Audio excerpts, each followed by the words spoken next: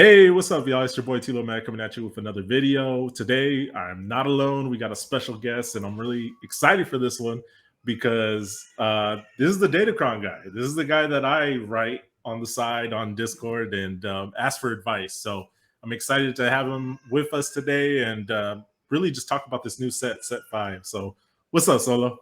Not much. How's it going, Tilo? Thanks for having me. It's going to be a fun discussion tonight. Oh yeah, man. Like I'm happy everybody gets this information, but selfishly, I'm happy too because I can apply it to myself. Yeah, absolutely. Yeah, but this Um, this is gonna be a good one for sure. Brand new set, brand new characters that are gonna be viable for the new meta in GAC. Any in particular that you're excited about character wise? And I'll pop that up on screen right now. yeah.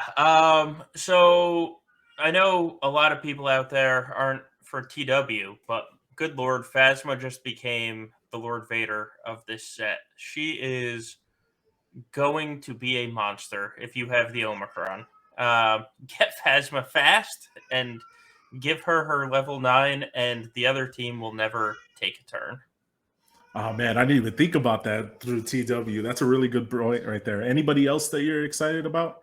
Um, well, I have Jabba. Jabba's is going to be quite nasty. I know. I think there's like 1,600 Jabbas in the game. So other than that, honestly, it's going to be more about the threes and the sixes. I mean, Hux's is going to be great for Supreme Leader Kylo, but when have we been using Hux on Supreme Leader Kylo? So, and it requires the full First Order team. So, it's going to be good, but I think this set is more about the level 3. It's kind of like set 2 in that way.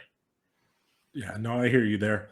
What about any duds? Do you see any duds in there in character wise? Anyone that you're like, man, that's useless? I mean, every bounty hunter that's not Jabba. That's how's that? No, like so Greedo, Orasing, Cad Bane, I don't want any of them, which means I'm gonna get them every single time. Kersantin's really isn't that good. Like if you have Jabba and you got Kersantin and can't roll Jabba, I guess it's okay. But his is, I mean, not that great.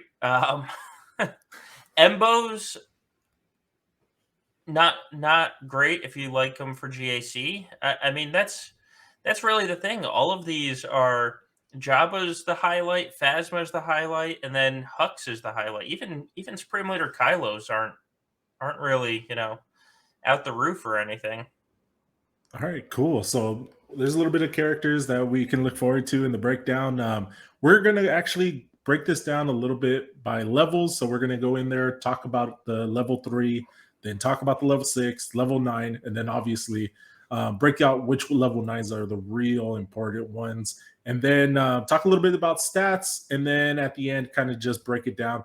Which one should the everyman be looking for? Which one should anybody with these characters be looking for? Best combinations. So let's get Yeah. into this one. All Let's right. do the level 3s. So Yep. this one's interesting. We don't have any light side. So they're all dark side out there. Which ones do you feel are the most impactful for a GAC roster?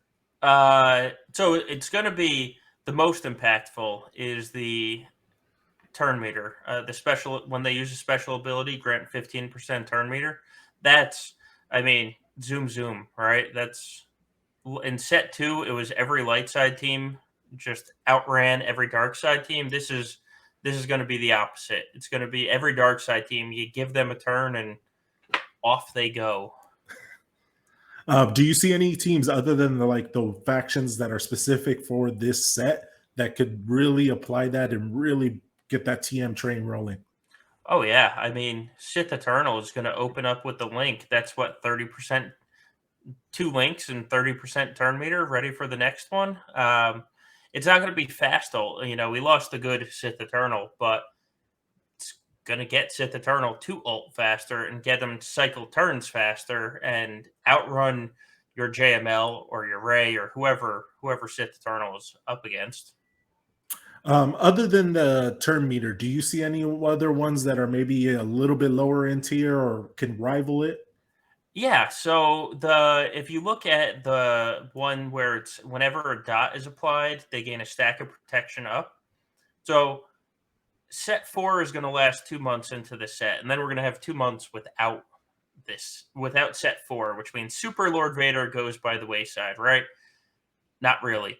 You stack this thing up onto Lord Vader, and you give a crap ton of health steal, and Lord Vader's just not going to die. Every dot is a stack of protection up with, and protection up is based on max health, which is all that Lord Vader is. And good luck. That's what we can say. Good luck. Yeah, it's going to be a smooth transition for Lord Vader from one Yeah, set to the other. it All right, is. cool, cool, cool. Any other ones that you see viable, or are the rest like second thoughts, like afterthoughts after those two? Yeah, after those two, I mean, I you know, they really did good on that top one, the offense and the speed one. They did good at limiting that to first turn because that could have been nasty with Night Sisters, but it's only one death. Sorry, zombie. The for your GAC concerns, the recover 2% health probably isn't a bad one to steal some banners back. Stick that on your B team if you can't reroll something else and finish at least with those health banners back. So that's probably not an awful one. The tenacity up and the potency up one. If you look, that they're giving us tenacity and potency on the stats, so we really don't need the tenacity up and the potency up one. That's just kind of that is reroll fodder in and of itself. That's Yeah, yeah. yeah, that first one, man. If they just left it as ability to stack, that could have definitely been a problem. Right, right, yeah. Zombie. I mean, Supreme Leader Kylo and Zombie would go nuts with that one if you could stack it. Yeah, when I first read it, I just kind of scanned it real fast. I was excited. I was like, "Oh, this is gonna be the one right here for Zombie." But good on CG. They Right, obviously don't like Zombie to begin with, so they were like, "We're not gonna buff them pretty anymore." much. Yeah, All right, cool. So that's our level three. Those are best in slot. What about for the faction abilities? So level six. We'll start off with the first order. yeah. This one, there's a couple of good ones in here. And It honestly depends how you're going to use the first order. Like I know this past season in 5v5, I've been setting a Hux lead team on defense. So giving them retribution for 3 turns, which can't be dispelled, and they're countering, and they have the basic and then the Hux level 9 that we're going to talk about soon. Like I think that's going to be quite destructive. Um, but so that's a good one. Then you look at the second one, and we'll talk about Phasma coming up. But the second one, where if they haven't taken damage since their last turn, they gain offense up. You put that with a level 1 where they're gaining 15% turn meter per special ability. You put that with the Phasma cooldown reduction where she's just pumping out turn meter left and right. You're going to be treating this team like troopers, and so they're constantly going to have offense up.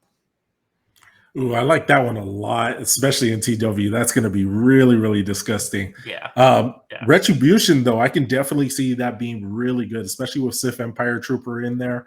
They're right. going to hit him. He's going to hit with an assist, plus maybe the Omicron on First Order TIE Pilot. This could be a really, really nasty combination. Yeah, absolutely. And the other one to think about, that level 6 as well, with the whenever they stun an enemy, you gain speed up and offense up. It doesn't sound great because they don't really stun enemies that often. But you think about Supreme Leader Kylo, you know, you are attacking Malgus, you open with a poke and a stun, which is speed up and offense up. And then um, it gets you to the swipe faster, and it just gets you that Supreme Leader Kylo going. So if I roll that one, I may not be arguing. It's not the best one, but that might be one of those ones where it's like, well, I'll save my rerolls for level 3 or for stats or something. Would that be your favorite for Supreme Leader Kylo, or is there another one that you're eyeing? Um, I you know That's a good question. I think I think I like the probably the offense up and the crit chance up one for him because you're going to be sticking him hopefully with a tank, and as long as you're controlling it, he might be able to get him turns without getting hit, and then you're giving Kylo offense up, and who's ever complained with a 20% or 25% offense up on Kylo? Yeah, that So, definitely could be you know, disgusting, especially when you start stacking. That offense up is going to be nice. right, exactly. So I think I like that one the best on this set. Because let's see, is it 20%? Oh no, holy crap, it's a 50% offense up. I just looked at Oh it. shoot! It is a 50% offense up that they're getting. So yeah, that's yes, please. That's nasty. All right, Yeah. cool. So there's our first order. We do have the next faction, which is bounty hunter characters. So Yes. which ones right here do you say are the best in slot? Okay, so there's two different factions here. There's the Jabba faction, and then there's your standard Bosker or elite team. For Jabba, the first one, the 50% chance to inflict the damage over time, is going to be really good.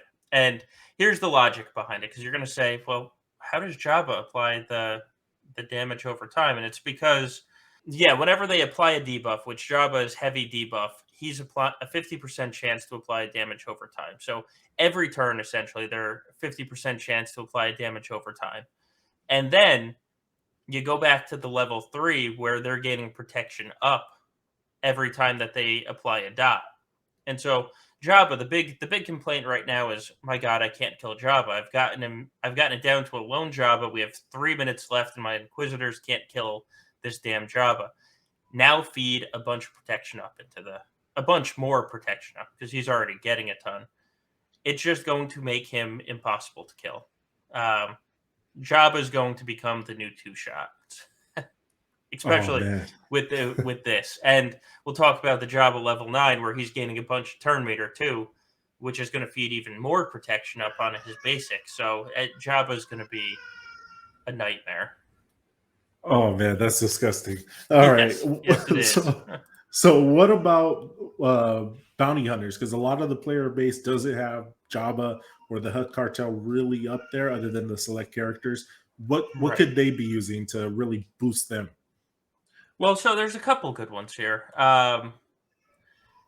When you think about it, them getting retribution that can't be dispelled isn't bad. It's not great. But you know, what's the big worry with a lot of your bounty hunters? That your Mando dies, right? That's the big worry. Um, so why not give him damage immunity? Give him damage immunity, health, and health steal when he drops below 50% health. Give that grief a chance to heal him up and dispel and all that fun stuff. That is definitely a good one. Or going back to the same one that we kind of talked about last time. If they haven't taken damage since their last turn, they're gonna get offense up and crit chance up because a lot of times when a lot of the bounty hunters when they complete a contract, they are going to take their bonus turn. So if they have, you complete the contract, they take the turn, and they're starting the first turn with contract with offense up. I mean, Yeah. that doesn't sound bad to me. Especially you give that to somebody like Fennec. Oh, that's a And problem, especially what you said with the 50% offense right, up. Oh right. my gosh. Yeah. So, I think that one's a good one. I won't complain with the damage immunity one. That's not a bad one. Damage immunity can be dispelled, be forewarned. But 50% offense up. I mean, how do you say no to that? Fennec is like sitting there drooling right now. Yeah, I could definitely see her being a problem. Next question, based on that though, Yeah. is that a reason to maybe relic some of your bounty hunters that you have up? Because a lot of people, especially in the mid early game, don't Yep. have, say, their Mando or Grief R5. Would Right. you bring them to the next level for this ability, or would you stay pat? Well, it depends how you're using it, right? If you're using the bounty hunters against, because we're talking about mid game bounty hunters against like a Kira lead team, that's you know, oh, I have to kill this nest. You really don't need offense up, so probably not. If you want to use your bounty hunters, for example, this last fight, I used my bounty hunters to beat a Savage lead Star Killer team. Uh, we're going to see a lot more of that because of the Savage Omi and the Empire, cooldown reduction. So a lot of people saving EP and Mara. So yeah, I would if that's how you're going to end up using your bounty hunters to take out Star Killer, 100% would get them R5 to give them this Kron. That was a low key selfish question because mine are R5, so I Well, might be there you doing go. There you go. that. Beat these Savage Star Killer teams. Yeah, that's a good one. All right. So with the level sixes done, we're moving on to characters. So Yeah. first character that we have out here is Supreme Leader Kylo. Is this worth going for, and which one of them is the better one? I mean, is it worth going for? Here's the thing. There's not that many that are worth going for. So I like Hux's better for Supreme Leader Kylo, but if you're only going to use Supreme Leader Kylo for for a Malgus with Daka and Zombie or something with Daka and Zombie, then I guess the damage reflection, protect yourself a little bit. Um, and that way you can still 3-man without a first order, because that first one requires first order teammates.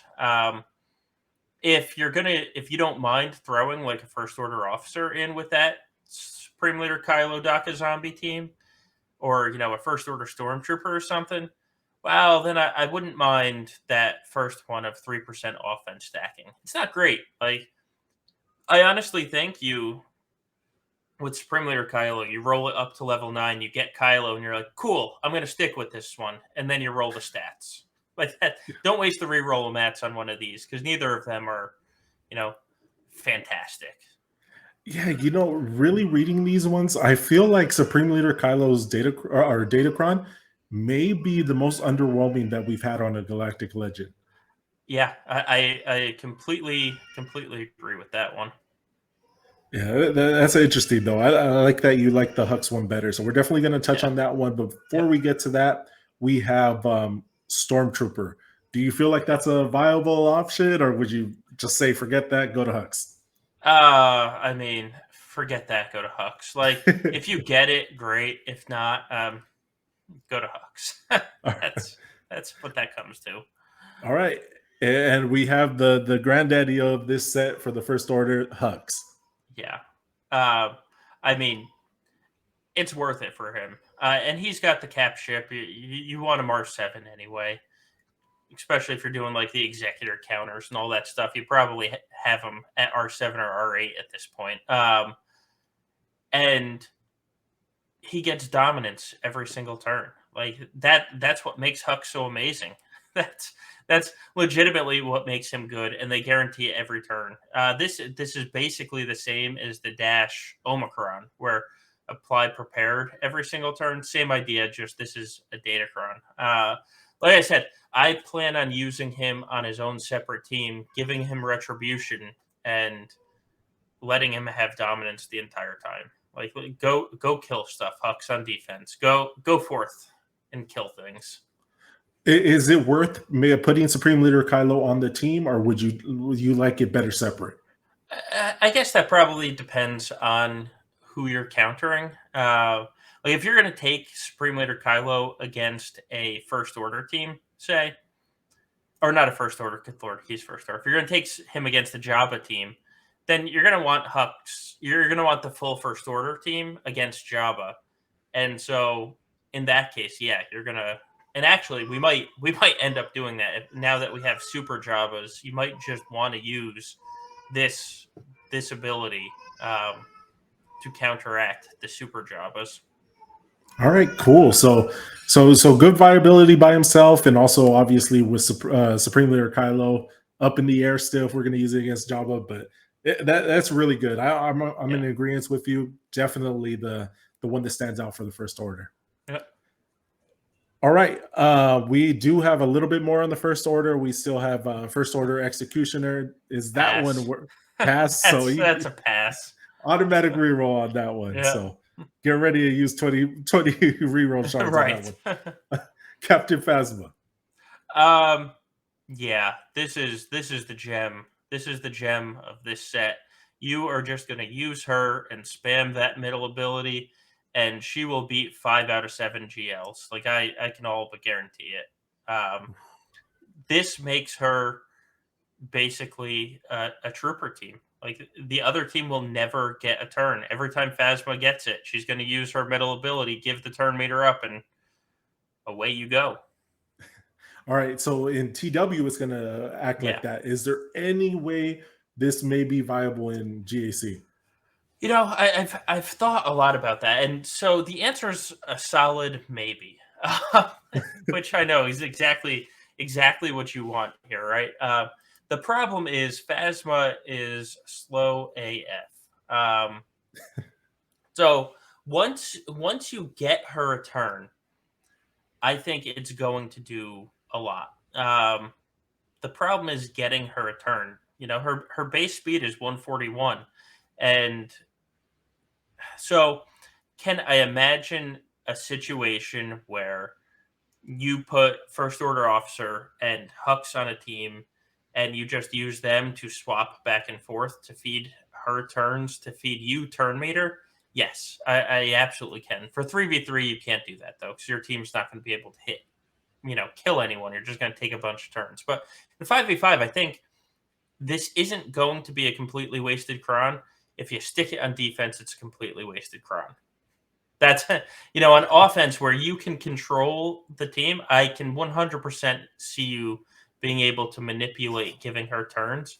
The problem is um, in territory wars, it's whenever a first order ally gains advantage, they're getting 7.5% turn meter. So she uses that middle ability, gives the full team advantage, and the entire team is getting 100% turn meter. You're not going to have that in GAC, unfortunately. Yeah, that's tough. So that one's a big question mark. So hopefully in 5v5, obviously 3v3, not going to be a thing. Right. All right, cool. So I'm definitely going to be looking out for that one. And last for the First Order, we do have Sith Trooper. Is this viable? Is it viable? Yes. Like if you get to the level 8 and you get this Sith Trooper one, and you have a great level 3 and you have a great level 6, I would probably keep it. I'm gonna stick Sith Trooper on my Hux team, and giving him 50% defense penetration is amazing, but they say it's only a 20% chance, so it's not great. It isn't great. I'd rather re-roll the stats on this set than re-roll off of Sith Trooper. But Hux is the gem in GAC. Phasma is the gem in TW. Everybody else is just kind of like, cool, I guess.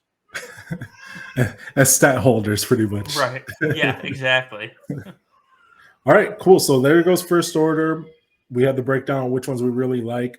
Next up, we have the next class and the next GL to get a Datacron. It's going to be Jabba. So Yes. which one of the two are you really liking, or do you like them both? And which one are you leaning towards for yourself?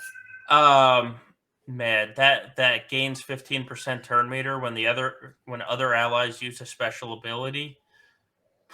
That's you combine that with a 15% turn meter from the level 3, and just like I said before, zoom, man. Jabba's going to take a million turns, and Jabba taking a turn does a lot of things. I mean, he dispels stealth, which is going to mess with some of the counters, especially like there's a new EP Mara Starkiller video that came out that um, that EP Starkiller team is killing Jabba, and one of the perks is Mara stealths herself. Not when Jabba takes a turn.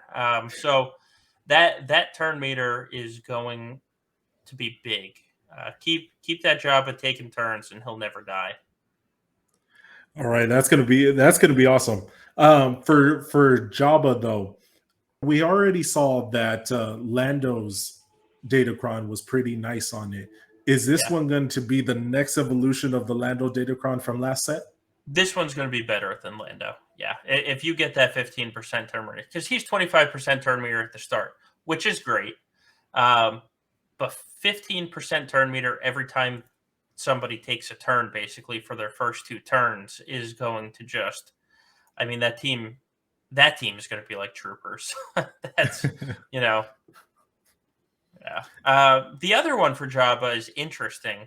It's when higher muscle gets dispelled. It doesn't say expires. It just says dispelled. I should have looked at the ability mechanic, but CG is not very good at describing things. If it's truly dispelled, I don't care about it, right? Because it's not going to get dispelled all that often with the current counters.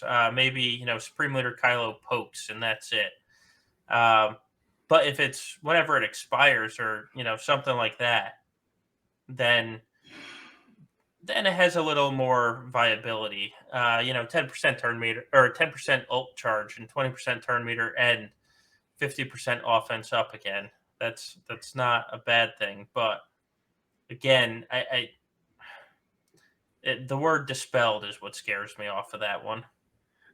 Yeah, hopefully it's expelled too, but we'll see. CG is very particular in their words. Right. Yes. All right, next character we have is Chrysanthemum. Is this a pass or is this something to look for? He's like the secondary, 20% reflect on damage dealt to him really isn't that good. The set has a bunch of health steal in it. So you're going to reflect 20% damage and they're going to health steal 50%. So it's really, it's one of those things that you're like, yeah, that doesn't sound that bad. But then in practice, it's just kind of, eh, eh. All right, so that's our prize if we don't get Jabba. Right. Embo, is that a viable option? Oh, man. Embo is interesting. For how long have people been saying Embo Embo's Omicron and TW is good? And I've heard that I've been in what four gauntlet guilds now over the past 3 years. Everybody says, yeah, Embo's apply the Embo Omicron, it's gonna be good. And they get people to apply it and then they barely use it. Like 2 weeks later, they're not using it. And so I think this Datacron in TW, if you have the Embo Omicron, has some potential. It does. It has some potential, but I think it's going to be like the Embo Omicron, where you use it like 4 times, and then it's just, yeah, we found something better, guys. Sorry. Maybe in lower tier guilds, but especially at the gauntlet, it's probably not super No, viable. no, it's not. And if you're in lower tier guilds, don't be applying the Embo Omi. Yeah, That's it's in a weird position, that it middle is. ground. Yeah. All right, so what about Cad Bane? Is this an option that we could probably be using in TWGAC? So, well, here's the thing about that Cad Bane one, right? If you're at the end game, you're not going to use this. If you are in the mid game, though, um, a lot of people have Cad Bane R7, R8 just because of the Executor fleet, and so adding 40% damage to him, again, at the top end, this isn't really going to do that much. But at the low end, 40% damage on an R8 character, even one that doesn't hit that great, could really help you. So it's one of those, like, if you reroll and the options are Embo, Cad, and Aura, um, or, the options are even worse, like Jabba, and you don't have Jabba, and then Cad and Kersantin. I mean, it's like kind of one of those booby prizes, like, oh, cute kid, like here's you didn't get the real prize, but here's something small for you. Yeah, I think I may be that kid. I might go for this one just uh, because I have him at the level, and he is so tanky. So he giving is. him a little more offense may be something interesting. We'll see. Um, Aura Sing. So this one's going to be interesting too. How do you feel about this one? Van Seal is probably going to love this one. Everybody else is probably not. That's that's how I feel about that one. You know, Aura Singh she's a fantastic character. She's a great lead. Um, and she does, if you have her like R8, she does hit really hard. So adding these stats to it is great. I wouldn't get her R7 for these stats though, because most of your damage is coming from the Mando, insta kill. So it sounds great. And again, this is one of those ones where if you roll it, maybe you focus on the stats and you keep it a little bit, but it's not like this outstanding thing that you really want to go for. And lastly, we have Greedo. So how do you feel about Greedo? Poor Greedo. He is the last bounty hunter on my roster to hit G13. And everybody's seen like those videos of Greedo just going off for 13 hits. Mhm. You're never actually going to get that. You're never actually going to get that. So, I mean, I would not keep that one. You get lucky if you get four. At four, I'm jumping. I'm like, oh my goodness, yeah. So, so obviously, Jabba is the best in class here. Um, Yeah. Out of all those four, especially the four ones, would you go for any of these for people that are non-Java owners, or would you just stick to the level sixes? Uh, I mean, I would stick to the level sixes. Here's the thing about the level nines though. The level nines let you reroll stats. And so if you're going to a level 9 so that you can get, like, let's say you roll the perfect level 3 and you roll the perfect level 6 and you're like, man, I'm going to roll it up to 8 because I want to see what other stats we get because there's some fantastic stats out there. And then you roll the level 9 and you get the Aura Sing, man, I'd be psyched. I'd be like, this is perfect. I didn't have to work hard to get this one. I'm not going to waste my reroll materials to get Aura Sing, though. But All she right. is probably, other than Jabba, she's probably like the best one, I guess. All right, cool. And then perfect segue too. We can look at the stats, and this is probably one of the most interesting parts, other than like the top tier parts of this set. What stats are you going to be heavily investing? Which ones do you think the majority of player base should be looking at? Well, so this is where the light side gets to come in, right? They're like, oh, we finally get to play here. Because, so a couple things to note. These stats are the same exact stats as set one. So if you remember set one, you remember this set, except for there's a couple changes. One, they upped the health and protection that you get. Because before it was like at level one, you rolled like 2% health, and you're like, oh, great, who cares? Now at level one, you can roll 5 to 10% health and protection, which is fantastic if you look at like a Ray team, right? You can give her 10% health and 25% health steal at levels 1 and 2. You jump up to 4 and 5 and you can give her more health and more health steal. So health steal is going to be huge in this set. But the other change, there are two changes actually that they made from set one is they reduced the amount of health steal. So there's not going to be any more 500% Ray health steals. My God. And they added armor. So here's the thing: they're adding 25 to 40% armor. Roll armor. Roll armor. Um, pretty much every stat that they have here is going to be great in some way. Like JML is going to love the protection and the potency. Um, Everybody is going to love the armor, and they have the armor tuned like health steal was in set one, where you're going to be able to roll, an 80% at level 8 and an 80% at level 7 and have 160% armor from those two stat tiers. And I cannot tell you how much of a difference it is. Give gas all the armor. Trust me. Give your Malgus roll as much armor as possible for Malgus. He's gonna like it. Roll all the protection in the world for JML. Roll all the health steal and the health for Ray. Like, all of these stats are going to have a home. Tenacity. So you want to mess with a Darth Vader solo, roll the tenacity on this. You want to stop Wampa from countering Iden, roll the potency. Like, give a lot of thought into your teams, because these stats are really, really damn useful. And armor penetration is going to go away mid-set, and you're going to have a ton of armor or a ton of protection. There's going to be a lot.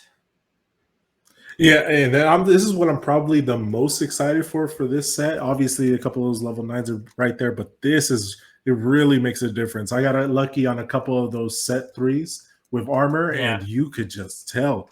Even on attacker characters, you could just tell the difference of armor. Armor is really, really key. Yeah. Armor is going to change how you attack and what you attack with. It is that strong. So would you say that armor is top tier, and then the rest of them kind of after that, or would you put anything equal to it? Well, the stats really, really come down to the team. Like, armor's fantastic. I think it's the best stat there. But if you have a JML team, I want protection over armor. Or if you have a Ray team, I want the health steal and the health over the armor. But for your average everyday team, you want to mess with people, armor is the way to go. All right, cool. And last question, we're going to be talking about the best ones, just to reiterate which ones that people should be going for. So which ones are the best ones, and where would you put a full stat Datacron focused on the stat? Well, I kind of said it. Armor on gas. If you have the reroll materials and you really want to mess with people, you put all the armor on gas. I mean, you can load him up to like 300, 400% armor.